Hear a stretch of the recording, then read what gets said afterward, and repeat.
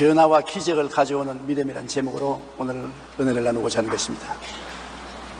예수님께서 제 아들을 데리고 여리고에 오셨습니다. 여리고는 저주받은 도시입니다. 여호수아가 적과 꿀이 흐르는 가나안 땅으로 들어올 때 제일 먼저 이스라엘 백성을 저항한 성이 여리고 성인데, 그 여리고를 무너뜨리고 여호수아가 저주해버린 것입니다. 그러므로 여리고는 저주받은 곳입니다. 저주받은 땅에 예수님이 제 아들 데리고 들어오신 것입니다. 여러분, 우리가 사는 이 지구도 저주받은 곳 아닙니까? 하나님이 저주하여 가르칠 때 가시와 응급기가 나고 이마에 땀을 흘려야 먹고 살 것이라고 말했지 않습니까? 이 저주받은 땅에 누가 우리를 도와주겠느냐? 저주받은 여리고에 찾아간 주님은 이 저주받은 지구에 있는 우리들을 살리려고 오신 것입니다. 그런데 바로 그 여리고 성문 좋은 길목에 디메오 아들 거지 바디메오가 동냥을 하고 있었습니다.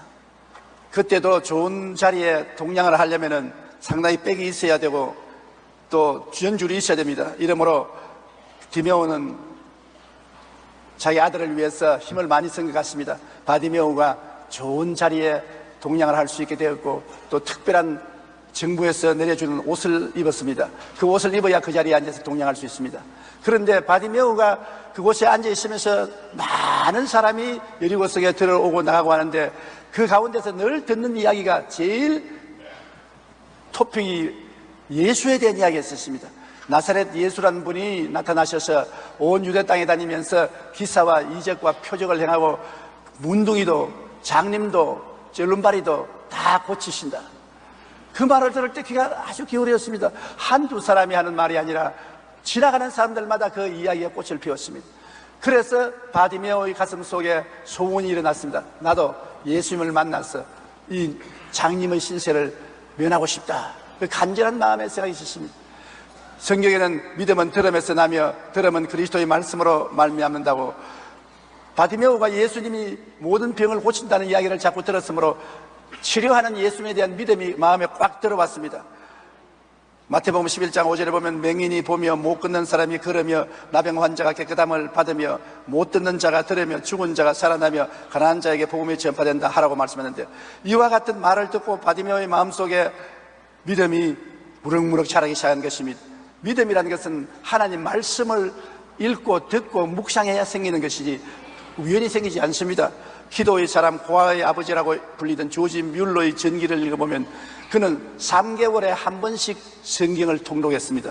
그래서 그의 일생 동안에 성경을 200번이나 읽었습니다.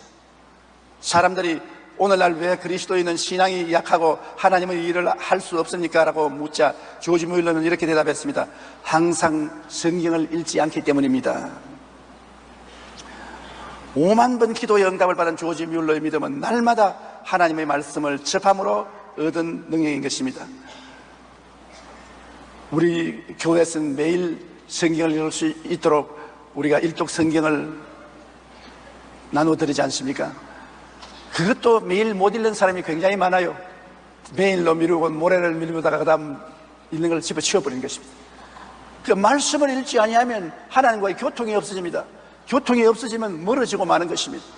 가장 중요한 것이 말씀을 반드시 매일같이 읽고 하나님과의 대화가 있어야 우리 마음속에 믿음이 살아나는 것입니다. 믿음은 들음에서 나며 들음은 그리스도의 말씀으로 말미암았다는 것은 하나님이 주신 우리의 천명인 것입니다.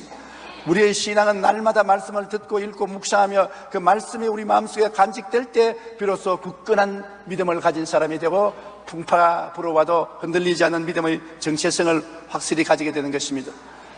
우리가 믿어야 기회가 다가오는 것입니다. 믿지 않은 사람에게는 하나님을 만날 수 있는 기회가 없습니다. 나는 우리가 하나님의 말씀을 믿고 있으면 언제고 그 하나님을 만날 수 있는 기회가 우리에게 다가오는 것입니다. 예수님이 여리고성에 올 줄은 아무도 몰랐지요. 그러나 바디메오는 예수님을 주야로 만나기를 원하고 예수님을 만나면 운명이 달라질 것을 기대하고 있었기 때문에 그 기회가 온 것입니다. 하루는 동냥을 하는데 사람들이 무수히 지나갑니다. 보통 때보다 더 많은 사람이 지나가요. 그래서 한 사람 붙잡고 물었습니다. 여보, 오늘 무슨 행사가 있습니까? 왜 사람들이 이렇게 많이 지나갑니까? 이 사람아, 바로 지금 앞에 나사렛 예수가 지나갔단다. 예수님을 따르는 군중들이 지나갔다. 그 말을 듣자 바디메오의 귀가 번쩍했습니다. 마가복음 10장 40절에 보면 그들이 여리고에 이르렀더니 예수께서 제자들과 흐다한 무리와 함께 여리고에서 나가실 때 디메오의 아들인 맹인 거지 바디메오가 길가에 앉았다는 것입니다. 그가 활짝 일어나서 온 힘을 다하여 고함을 치셨습니다.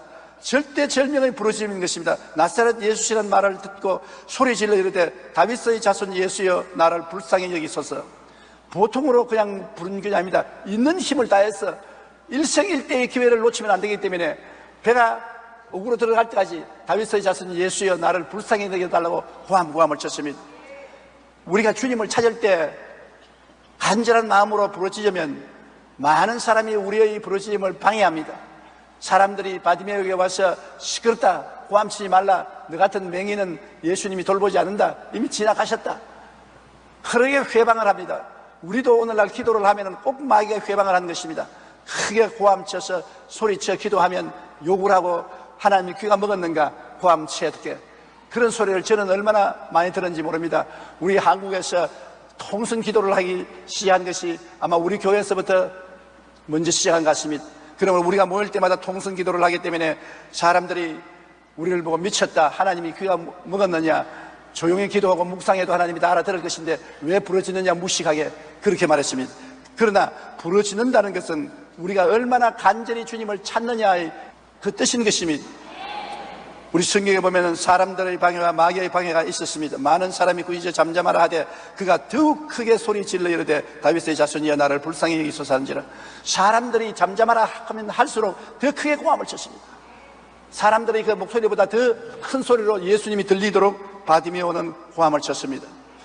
부르짖으라는 말은 히브리어의 카라에서 나온 말입니다. 카라라는 말은 큰 소리로 외치다, 절규한다, 그 말인 것입니다. 달리기 경기장에서 달리는 선수들은 골인점이 눈앞에 보이면 속도를 더 이상 늦출 수가 없습니다. 오직 골인점을 향해서 있는 힘을 다해서 죽도록 뜁니다. 저는 중고등학교 때 800m 선수였습니다. 800m는 100m 경주하듯이 전력을 기울여 뛰어야 되는 것입니다. 결승점에 도달하게 되면 숨이 턱에 닿고 아예 넘어져 죽을 것 같습니다. 그러나 결승점에 달할 때 그렇게 목숨을 걸고 뛰지 아니하면 꼴찌를 하게 되는 것입니다. 기도도 한 가지인 것입니다. 하나님께 응답받을 때가 올 때는 있는 힘을 다해서 몸부림치며 기도해야 되는 것입니다. 부르짖는다는 말은 바로 이와 같이 간절히 몸부림치며 외치는 것을 말하는 것입니다. 몸속에 조금도 힘을 남겨놓지 않고 전력을 기울여 부르짖는 것이 부르짖는 기도입니다. 우리가 있는 힘을 다해 기도하며 막다른 골목에 처하여 더 이상 물러갈 수 없는 절대절명의 처지에서 하나님께 부르짖을 때 하나님이 응답하여 주시는 것입니다. 제가 50년 동안 목회했으니까 기도 많이 했겠지 않겠습니까? 나 자신을 위해서도 기도하고 성도들과 더불어도 기도하고 많은 사람들과도 기도하고 몇 사람과 모여서도 기도했는데 지금 돌이켜보면은 우리가 있는 힘을 다해서 기도한 기도마다 이루어졌습니다. 그러나 잠잠하게 기도하거나 조용하게 묵상하고 기도하는 것은 거의 응답받지 못했습니다. 마음의 평안은 가졌어도 응답을 받지 못했어요.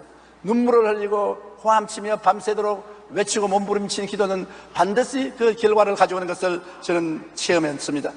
막무가내의 부르짖음에 하나님도 어찌할 수 없는 것입니다.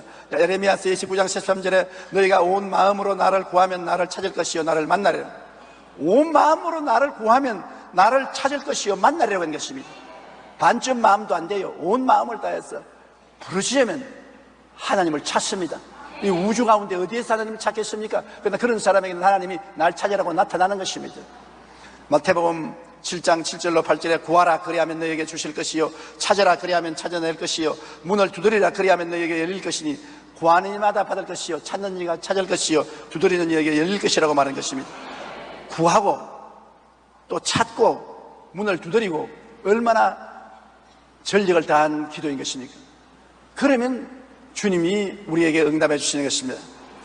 저는 수대문에 있을 때 최하실 목사님하고 아현동, 현주동 가난한 곳에 신방을 다녔는데 한 번 폐병에 걸려서 피를 많이 토한 한 30대 중반의 자매님인데 만삭이 돼 있어요. 지금 내 눈에 환합니다. 판잣집에 삶의 형편이 비참한데 남편은 노동자고, 그 부인은 만삭이 되었었는데 폐병에 걸려서 피를 토하고 죽어가고 있는 그런 형편입니다. 그런데 아기를 해산하게 되니까 아무도 도와줄 자가 없어서 저하고 최하실 목사님하고 그 집에 뛰어갔습니다. 산모는 너무 못 먹어서 몸이 약하고 폐병까지 걸렸으니 혼자 숨쉬기도 어려웠는데 아기를 낳아야 했던 것입니다. 저는 옆에서 산모를 위하여 무릎을 꿇어 하나님 살려주십시오, 이 산모에게 힘을 주십시오. 그리고 우리 최하실 목사님은 그 산모를 도와서 아기를 봤습니다. 우리 최하실 목사님은 원래 3파 국제 면허를 가지고 계신 분입니다. 그래서 간호사였습니다. 수간호사였었습니다. 그렇기 때문에 어린애기 낳는 것을 한두 번 받은 것이 아니에요. 그런데 보니까 우리 산모가 더 이상 힘을 못 쓰겠어요, 나는 이제 죽습니다. 그러니까 우리 최하실 목사님이 예수의 이름으로 힘을 써, 전신전력을 다해 힘을 써, 더 힘을 써, 힘을 줘. 그 산모는 오히려 얼굴이 창피한데 우리 최하실 목사님 얼굴이 빨개져가지고서 두 주먹을 쥐고 호함을 치시면서 힘을 주라고 하는 것입니다. 그 부인이 이제는 죽겠습니다 하고 절대절명의 고통 속에 있을 때 어린아이가 아 하고 나오더라고요. 나는 그래서 그 부인이 죽을 줄 알았는데 살아났어요. 나중에 그 아기를 안고 교회 예배에 출석하는 것을 보고 너무나 기뻤습니다. 우리 아기를 낳는 그러한 열심과 힘을 다해서 기도하라는 것입니다. 그렇게 기도하면 안 통할 수가 없는 것입니다. 엘리야가 비가 와달라고 기도할 때 갈멜산에서 얼마나 간절히 기도했는지 머리가 다리 사이로 들어갔다는 것입니다. 호함을 치니까 배가죽이 등에 붙지 않습니까? 점점 머리가 내려가서 머리가 두 다리 사이에 들어갔다는 것입니다. 그리고 자기 종 게하시를 보고 산 위에 올라가서 무슨 변화가 있는지 바라보라. 없다니까 3번이나 그렇게 기도하고 올라가 보라니까 손바닥만한 구름장이 떴습니다. 큰 비에 올 징조가 보이는 것입니다. 절대절명의 부르짖음으로 기도한다는 것은 이렇게 어린 아이를 낳는 심정으로 머리가 다리 사이로 들어가도록 배가 우그러지도록 호함을 치고 간절한 기도를 한 엘리야처럼 그렇게 끈질기게 기도하는 것입니다. 많은 사람들이 우리 순복음교회는 너무 시끄럽고 호함을 치고 부르짖는 데라고 비난을 합니다. 그런데 여러분, 물에 빠진 사람이 점잖은 소리로 나 물에 빠졌어, 살려주소, 날 살릴 사람 없어, 그러면 그 사람 틀림없이 죽습니다. 호함을 치면서 사람 살려라, 누구 없어, 사람 살려라. 혹은 벼랑에 매달린 사람이 아무도 없어요, 와서 날 좀 건져주십시오. 그러면 벼랑에 달려서 죽습니다. 나 벼랑에 달려서 죽습니다, 사람 살려서 있는 힘을 다해야 되는 것입니다. 속담에도 우는 애기에게 젖준다는 말이 있지 않습니까? 잠잠한 애기에게 젖 안 주거든. 그러므로 우리는 울부짖고 외치고 부르짖어야 되는 것입니다. 답답한 사람이 기도 응답을 받습니다. 평안하면 기도 응답을 안 받습니다. 그러므로 여러분, 하나님께 부르짖는 신앙을 가져야 되는 것입니다. 우리가 하나님께 나아가 부르짖는 것은 소경 바디메오가 마음에 뜨거운 소원을 가지고 주님께 나와 주여 나를 도우소서, 주여 나를 불쌍히 여기소서 몸부림치며 고함치는 것과 같습니다. 그렇게 하니까 주님이 가시다가 발걸음을 멈추고 돌아보시면서 저를 내게로 오게 하라고 했습니다. 그렇게 고함을 쳐도 상당한 시간 후에 예수님이 돌아보시고 저를 내게로 오라고 한 것입니다. 에레미야서 33장 3절에 너는 내게 부르짖어라, 내가 내게 응답하겠고 내가 알지 못하는 크고 은밀한 일을 보여주라고 말하는 것입니다. 너가 내게 그냥 조용히 묵상하라, 조용히 말하라고 말하지 않습니다. 부르짖으라고 말하는 것입니다. 그래서 부르짖기 위해서 철야 기도가 있고 새벽 기도가 있고 산에 가서 기도하게 되는 것입니다. 이러므로 우리는 바디메오처럼 부르짖는 기도를 해야 되는 것입니다. 바디메오가 그냥 부르짖는 것이 아니라 예수님이 내게로 오라고 하실 때까지 부르짖었는데 그가 예수님이 오라는 말을 듣자 놀라운 행동을 했습니다. 예수님은 바디메오의 그 행위를 가만히 있어서 바라보았었습니다. 예수님이 부르심을 받자 마가복음 10장 49절에 예수께서 물러서서 그를 부르시라 하니 그들이 그 명인을 부르며 이르되 안심하고 일어나라 하니 그가 너를 부르신다 하며 바디메오가 그 자리에서 자기가 동냥하던 그릇을 던져버렸습니다. 그리고 그냥 가지 않습니다. 일어서더니만 그 옷을 벗어가지고 돌돌 말아서 던져버린 것입니다. 명인이 그 옷을 내버리고 뛰어 일어나 예수께로 갔습니다. 그것은 뭐냐면 예수님께 가면은 운명이 달라진다는 것입니다. 누구든지 그리스도 안에 있으면 새로운 피조물이라 이전 것은 지나갔으니 보라 새 것이 되었도다. 예수님께 나가면 예수님이 변화를 갖다 주시기 때문에 더 이상 이 거지 옷을 입고 면허 얻은 특권의 옷을 입고 동냥할 필요가 없다는 것입니다. 하나님 혼인잔치에도 그렇지 않습니까? 포도주가 떨어져서 잔치하는데 굉장한 어려움이 생겼습니다. 잔치하는데 포도주가 없으니까 큰일 났지 않습니까? 그때 예수님이 어머니에게 부탁하며 어머니가 예수님께 말했습니다. 이 집에 포도주가 떨어졌다. 그 잠시 후에 예수님이 종들을 불러가지고서 항아리에 물로 채워라. 결례통에 물이 6통 가득하니까 떠다 주라. 그러니 잔치하는 사람이 먹었는데 이건 더 좋은 포도주라. 그 포도주 마시는 사람마다 전부 다 더 좋은 포도주를 내니 이 웬일인가 그렇게 말했습니다. 왜냐하면 예수님께 오기만 하면 변화가 다가오는 것입니다. 우리가 그냥 예수님과 함께 앉았다가 일어났는데 아무 변화도 일어나지 않다면 예수님과 안 맞는 것입니다. 지금도 우리가 기도하다가 예수님을 만나면 영혼이 잘됨같이 범사에 잘되며 강건하고 생명을 얻되 풍성히 얻는 변화가 다가오게 되는 것입니다. 바디메오는 자기가 변화될 것을 알았습니다. 하도 많이 들었기 때문에 예수님 앞에 나가면 내 신세는 바꾸어진다, 내 눈은 뜨게 된다는 걸 알았기 때문에 특권청 거지 입은 옷을 벗어 던졌습니다. 다시는 거지 옷을 입지 않겠다는 그의 믿음의 단호한 표시인 것입니다. 그 거지 옷은 그가 가진 최고의 재산이요, 추울 때는 외투가 되고 비 올 때는 망토가 되고 잘 때는 이불이 되고 그에게는 그것이 최고의 재산이었는데 그것을 내가 던져버리고 한평생 애착하던 옷을 벗어버리고 주님께 뛰어나간 것입니다. 주님께 뛰어나갈 때 우리도 벗어버리고 나갈 것이 있습니다. 너희 중에 병든 자가 있느냐? 저는 교회 장로들을 청할 것이요, 저희는 기름을 바르고 주의 이름으로 기도할지니 병든 자가 고침을 받으라. 너희 죄를 서로 고하며 병든 자를 위하여 기도하라. 우리도 주님께 뛰어나갈 때는 우리가 벗어버려야 될 것이 있습니다. 죄악의 사람을 벗어버려야 되는 것입니다. 죄악의 사람 그대로 나가면 안 되는 것입니다. 예수님이 오라시거든 예수님 앞에 통의 자복을 해야 되는 것입니다. 죄악의 옷을 벗어버려야 되는 것입니다. 탐욕의 사람의 옷을 벗어야 되는 것입니다. 탐욕을 벗어버려야 되는 것입니다. 병든 인격적인 더러움을 벗어야 되는 것입니다. 인격적으로 더러운 것을 다 회개해야 되는 것입니다. 원망, 불평, 단식, 부정적인 삶을 벗어버리고 세상과 마귀를 쫓는 삶을 벗어버리고 새로운 사람이 되겠다는 각오를 가지고 나가야 되는 것입니다. 에덴 동산에서 아담과 하와가 범죄했을 때 아담을 찾았지 않습니까? 아담아, 아담아, 내가 어디 있느냐? 그럴 때 아담이 예수님께 뛰어나와서 무릎을 꿇고 내가 먹지 말라는 선악과를 떼먹었으니 나를 용서해 주십시오 용서받았을 것입니다. 그랬다면 이 세상은 달라졌습니다. 그런데 변명을 했습니다. 하나님이 제일 미워하는 것이 변명입니다. 너 왜 이를 했냐? 무엇 때문에 그렇습니다. 아담은 하나님이 지어주신 저 여자 하와가 나를 꿰물어 먹었습니다. 죽여 먹어놓고 난 다음에 책임은 하나님이 먼저 책임자입니다. 저 여자를 만들어 주었으니까. 둘째 책임은 하와에게 있습니다. 하와가 저것을 내게 주었기 때문에 책임을 남에게 전가시켰습니다.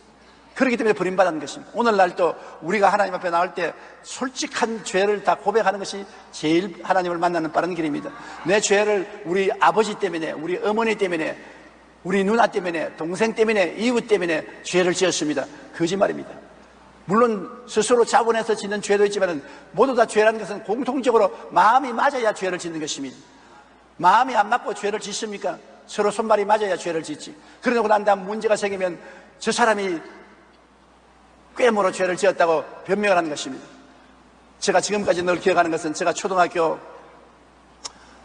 1학년 때인가 2학년 때인가 학교 갔다가 오다가 외밭을 지나는데 외와 수박이 익어 있었어요.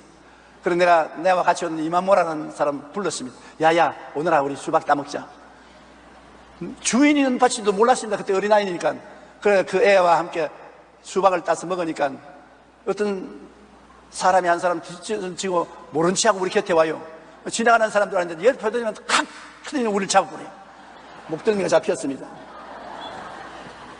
그런데 내가 그때 내가 따먹었습니다. 그랬으면 좋았을 것인데 얘가 따먹자고 해서 따먹었습니다. 이마무라가 따먹자고 했어요. 나는 먹으려고 했는데 이놈의 자식아, 네가 따먹었다고 고백을 했으면 내가 너를 놓아줄 건데 내가 저 왼두막에서 보니까 네가 꾀더구나. 네가 저 이마무라를 꾀서 네가 먹더구나. 이마무라를 보더니만 너는 가라. 또 나는 교장 선생님으로 가자. 그래서 내가 살려달라고 얼마나 빌었는지 몰라요. 그 초등학교 2, 3학년 때 일인데 지금까지도 잊어지지 않은 것은 얼마나 간절히 살려달라고 부르셨던지 나중에 용서해 줍니다. 에베소 4장 22절로 24절에 보면 너희는 유혹의 욕심을 따라 썩어져가는 구습을 따르는 옛사람을 벗어버리고 오직 너희의 심령이 새롭게 되어 하나님을 따라 의와 진리의 거룩함으로 지으심을 받은 새 사람을 입어라. 그러므로 거지 바디메오가 거지 옷을 벗어서 던져버리고 예수님을 찾아 나가는 것처럼 우리도 옛사람을 벗어 던져버리고 회개하고 주님께 나가야 되는 것입니다. 주님이 날 도와주시면 회개하겠다, 그런 잘못된 생각인 것입니다. 내가 전심전력으로 회개하고 나가면 주님께서 우리를 받아주시는 것입니다. 믿음은 바라는 것들의 실상이라고 예수님께 나가서 횡설수설하면 안 되는 것입니다. 분명히 자기가 바라는 것을 주님께 알아야 되는 것입니다. 마가복음 10장 51절에 예수께서 말씀하여 이르시되 내게 무엇을 하여 주기를 원하느냐? 명인이 이르되 선생님이여 보기를 원하나이다. 맹인이 주님 찾아왔는데 물어볼 필요 없지 않습니까? 내가 무엇을 원하냐? 눈 나으려고 하는 건 당연한 일 아닙니까? 그런데도 예수님은 바디메오로 하여금 입술로 고백하기를 원하는 것입니다. 분명한 목표를 말하기를 원하는 것입니다. 내가 내게 무엇 해주기를 원하느냐? 선생님 보기를 원하나이다. 주님 앞에 나오면 여러분이 분명한 목표를 가지고 기도해야 되는 것입니다. 횡설수설해서는 안 되는 것입니다. 분명한 목표와 꿈을 말해야 되는 것입니다. 사람이 마음으로 믿어 의에 이르고 입으로 시인하여 구원에 이른다고 분명한 자기 믿음을 입으로 시인해야 되는 것입니다. 많은 사람들이 기도를 분명하게 하지 않고 막연하게 하는 기도가 많습니다. 그러면 기도 응답이 안 됩니다. 인도의 마하트마 간디는 막대한 돈과 무기와 군대력을 가진 영국 정부와 대결하여 싸워서 이겼습니다. 그런데 마하트마 간디는 총 한 자루 없었고 군인 한 사람 없었습니다. 그런데 막대한 무기와 조직과 군대를 가진 영국하고 싸우는데 그것은 우리가 보면은 계란들로 바위에 던지는 강아지인 것입니다. 바위가 깨지겠습니까? 계란이 깨지지. 그러나 간디는 국가를 구원하기 위해서 반드시 영국을 이겨야 한다는 분명한 목표가 있었습니다. 살든지 죽든지 영국을 이겨야 우리나라가 산다는 분명한 목표가 있었습니다. 그 때문에 간디는 승리를 거둔 후에 목표의 힘은 군사력보다 강합니다. 조직적인 정신력은 조직적인 군사력보다 위대합니다라고 말하는 것입니다. 간디의 그 간절한 목표가 분명한 애국심이 영국의 그 방대한 군사력을 이기고 인도를 독립시킨 것입니다. 황제 나폴레옹도 전투를 앞두고 이렇게 말했습니다. 전쟁의 승리는 이미 우리가 장악했다. 치밀한 목표 달성을 계획했으니 이미 우리 이긴 것과 한 가지다. 목표를 분명히 알고 나아가면 일은 이미 반 이상이 이루어진 것입니다. 우리가 인생을 살아가면서 희미한 목표를 가지고 살면 승리를 맛볼 수가 없는 것입니다. 적극적인 사고방식으로 잘 알려진 노만 빈센트 필 박사는 당신이 만일 어떤 것을 오랫동안 열심히 상상하고 마음속에 그리면 그것을 얻게 될 것이다. 바라보는 법칙입니다. 어떤 것을 목표를 중심으로 마음에 바라보고 이루어진 모습을 마음에 분명히 가지면 때가 오면 그것이 이루어진다고 말한 것입니다. 믿음은 바라는 것들의 실상이라고 성경은 말씀하고 있는 것입니다. 우리가 무엇인가 성취하기 위해서는 먼저 바라는 것이 있어야 되는 것입니다. 목표가 분명해야 돼요. 지금은 눈에 안 보일지라도 없는 것을 있는 것처럼 분명히 바라봐야 되는 것입니다. 우리가 없는 것을 있는 것 같이 바라보고 없는 것을 있는 것 같이 믿고 없는 것을 있는 것 같이 말하고 기도하면 하나님의 기적이 일어나게 되는 것입니다. 하나님은 분명히 우리가 무엇이 필요한 것을 알고 계십니다만 우리 입으로 그것을 말하기를 원하는 것입니다. 마가복음 11장 24절에 그러므로 내가 너희에게 말하노니 무엇이든지 기도하고 구한 것은 받은 줄로 믿어라. 그리하면 너희에게 그대로 되리라. 분명한 목표를 가지고 주님께 부르짖어 기도하고 난 다음에는 받은 줄로 믿어라. 없는 것을 있는 것 같이 믿으라는 것입니다. 안 받은 것을 받은 것처럼 믿으라는 것입니다. 그러면 그대로 이루어진다는 것입니다. 내가 이미 목표를 가지고 기도하고 믿고 있는 그대로 되더라는 것입니다. 그러므로 우리가 하나님 앞에 분명한 목표를 가지고 믿는다는 것은 굉장히 중요한 것입니다. 우리가 인생의 분명한 목표를 가지고 그것을 글로 써서 늘 이루어질 것을 믿으며 바라보면 놀라운 일이 일어나는 것입니다. 제가 여러분께 부탁하고 싶은 것은 여러분이 꼭 응답받아야 될 것이 있으면 흰 종이에다가 분명하게 기록하십시오. 그리고 벽에 붙이십시오. 천장에도 붙이십시오. 화장대에도 붙이십시오. 일어서도 앉아도 그 목표를 바라보고 없는 것이 이루어진 것처럼 바라보며 없는 것이 있는 것처럼 믿으며 없는 것이 있는 것처럼 말하며 없는 것이 이루어진 것처럼 기도하면 반드시 이루어지는 것입니다. 국민요정이라고 불리는 김연아는 어린 시절 일기장에 보면 나도 스케이트를 열심히 타서 국가대표 선수가 되어야 되겠다고 늘 적었습니다. 그가 일기장에마다 스케이트 선수가 되겠다고 했으므로 그 꿈이 세계적인 피겨 스케이팅으로 만들어준 것입니다. 축구 선수인 박지성도 일기장에 늘 축구를 더욱 잘할 수 있도록 노력하여 중학교는 물론 고등학교, 대학교, 국가대표까지 갈 것이라고 기록해 놓았었습니다. 그는 국가대표가 된 것입니다. 미국 제44대 대통령인 오바마는 1970년 어느 날 나의 꿈이라는 주제로 글을 쓰면서 나의 꿈은 미국 대통령이 되는 것이라고 말했었습니다. 흑인으로서 미국 대통령이 되는 역사가 없지 않습니까? 그럼에도 불구하고 오바마는 미국 대통령이 되겠다는 꿈을 분명히 말하고 적었습니다. 미국 대통령이 되고 말한 것입니다. 비전의 사람인 이원설 박사는 1958년 미국에서 유학생활을 하면서 자신의 미래 이력서를 작성했습니다. 거기에는 교수, 학장, 총장이 될 것이라고 적혀 있었습니다. 실제로 그는 학장이 된 것은 그의 계획보다 11년이 앞당겨졌고 한남대학교 총장이 된 것은 미래 이력서보다 7년 앞당겨서 총장이 된 것입니다. 그리고 2003년에 숭실대학교 재단 이사장으로 취임한 것입니다. 우리가 인생의 분명한 꿈과 목표를 가지고 그것을 종이 위에 기록해 놓고 이루어질 것을 믿고 늘 바라보면 기적이 일어나는 것입니다. 수첩을 가진 사람은 수첩에다가 적어놓고 바라보고 믿고 기도하십시오. 마음을 목표를 가지고 집중적으로 바라보면서 기도하면 하나님이 그것을 이루어주는 것입니다. 왜냐하면 주님이 묻는 질문이 그것입니다. 내가 너 뭐 해줄 거? 몰라요. 알아서 해주십시오. 그러면 주님이 그냥 지나가 버리는 것입니다. 내가 너 뭐 해줄 거? 예, 첫째 이것, 둘째 이것, 셋째 이것을 해주십시오. 그러면 내 믿은 대로 될지어다. 그렇게 하나님이 응답해 주시는 것입니다. 이 바디메오의 또 특별히 우리 바디메오에 배울 것은 그가 예수님을 만나서 눈을 떴지 않습니까? 눈을 떴으면 다시 옛날 자기 여리고에 있는 자기 집으로 돌아가야 될 것 아닙니까? 예수님께서 가라, 내 믿음이 너를 구원하였으니 가라. 눈이 번쩍 뜨자 그는 돌아가지 않고 예수님을 따라서 여리고에서 떠나간 것입니다. 마가복음 10장 52절에 예수께서 이르시되 가라, 내 믿음이 너를 구원하였느니라 하니 그가 곧 보게 되어 예수를 길에서 따르니라. 예수를 따라서 여리고 밖으로 나간 것입니다. 굉장히 상징적인 의미가 있는 것입니다. 여리고는 저주받은 도시 아닙니까?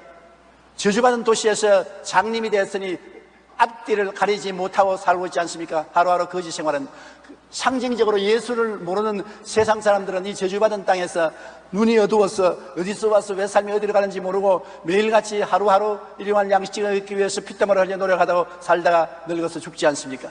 그런데 바디메오는 눈만 뜬 것이 아닙니다. 눈을 뜨고 난 다음에는 주님을 따라가기 시작해서 여리고로 나가선 것입니다. 저주의 도시에서 떠나간 것입니다. 우리도 예수를 믿고 눈이 밝아지면은 말씀을 믿고 저주의 생활에서 떠나가야 되는 것입니다. 주님이 주시는 새로운 삶을 살아야 되는 것입니다. 영혼이 잘됨같이 범사에 잘되며 강건하고 생명을 얻되 풍성히 얻는 삶을 살아야 되는 것입니다. 여리고 속에 들어앉아서 예수를 믿겠다고 생각하지 마십시오. 여러분의 삶이 여리고에서 나와야 되는 것입니다. 여리고 안에서 나는 살겠다. 잘못된 신앙인 것입니다. 우리는 예수 그리스도를 알고 그리스도로 말미암아 눈이 밝아지면 저주를 떠나가는 것입니다. 세상의 죄악을 떠나가게 되는 것입니다. 예수님을 따라서 밖으로 나갔다는 것입니다. 누구든지 그리스도 안에 있으면 새로운 피조물이라 이전 것은 지나갔으니 보라 새 것이 되었도다. 새 것이 되는 것입니다. 나사로가 무덤에 나흘 동안 있다가 예수님이 나사로야 나오라고 할 때 나올 때 온몸에 수의를 메고서 입고 나왔습니다. 주님께서 뭐라 했습니까? 풀어놓아 다니게 하라. 예수님을 믿으면 묶인 데서 풀어놓아 다녀야 되는 것입니다. 죄에서 해방되고 마귀와 세상에서 해방되고 질병에서 해방되고 저주와 고통에서 해방되고 죽음과 절망에서 해방되어야 되는 것입니다. 풀어놓아 다니게 하라. 죄의 도시를 떠나고 마귀와 세상을 떠나고 저주와 고통을 떠나고 죽음을 떠나서 그리스도 안에서 희망차고 기쁘고 소망 있고 능력 있는 삶으로 들어가야 되는 것입니다.